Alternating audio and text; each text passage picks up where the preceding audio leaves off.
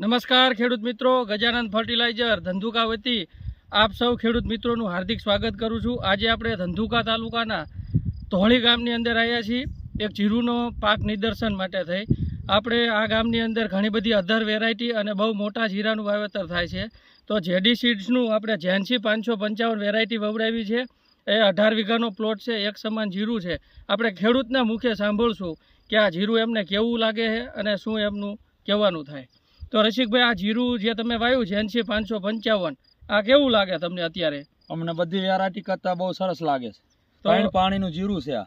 બરાબર, 3 પાણીનું જીરું છે અને કેટલા છંટકાવ માર્યા આપણે દવાના? તે 3 છંટકાવ પૂરા કર્યા છે। ફક્ત 3 છંટકાવ માર્યા છે અને અત્યારે તમે આ જીરું જોઈ શકો। પાછળ આ જીરું જે છે એકદમ ગ્રીનરી ફ્લાવરિંગના સમયમાં છે।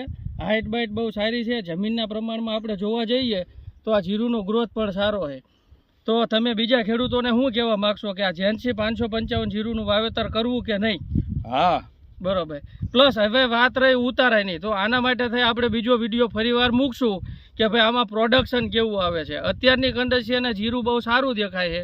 તો હું જેડી સીડ્સવાળાનો પણ આભાર માનું છું કે આવું સારામાં સારું બિયારણ અમારા ભાલ પંથકમાં આપણે આપો તો જેથી કરીને અમારે ઉતારા માટે ફાયદો થાય। આભાર।